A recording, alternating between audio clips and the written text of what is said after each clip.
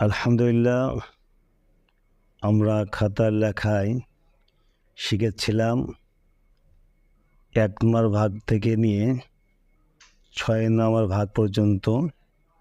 ১ নম্বরে ৪ হরফ আলিফ, মিম, ত, র।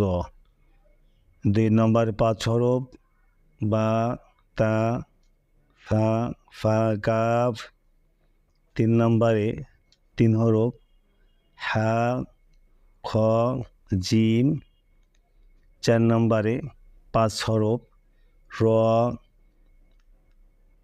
জা, ওয়াও, দাল, লাম। ৪ হরফ সিন, শিন, সদ, দদ।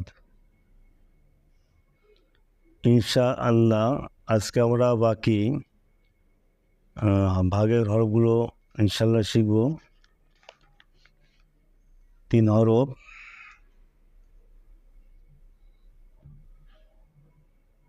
নুন,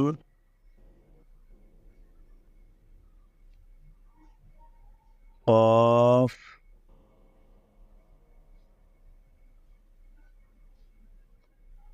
লাম। নুন, কফ, লাম। এটা ৬ নম্বর ভাগ।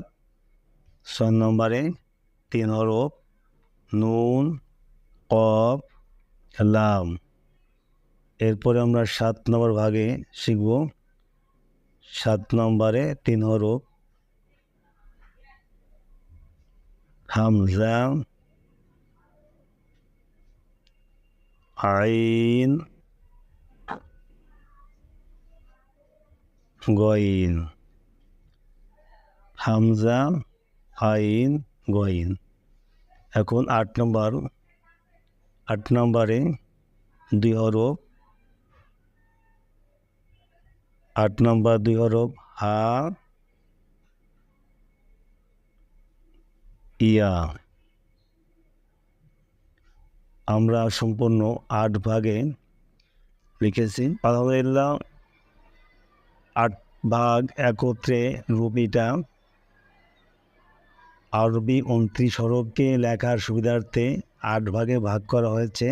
১ নম্বরে ৪ হরফ, ২ নম্বরে ৫ হরফ, ৩ নম্বরে ৩ হরফ, ৪ নম্বরে ৫ হরফ, ৫ নম্বরে ৪ হরফ, ৬ নম্বরে ৩ হরফ, ৭ নম্বরে ৩ হরফ, ৮ নম্বরে ২ হরফ। এই হরফগুলি যখন আয়ত্তে এসে যাবে সম্পূর্ণভাবে, তখন পরবর্তী অংশে আমরা যাব। এর আগে আমাদের এগুলো ভালো করে আয়ত্ত করে নিতে হবে। এগুলো ভাগের তরতিবে লেখার অর্থ হলো নিয়ম অনুযায়ী লিখলে লেখা সুন্দর হয়।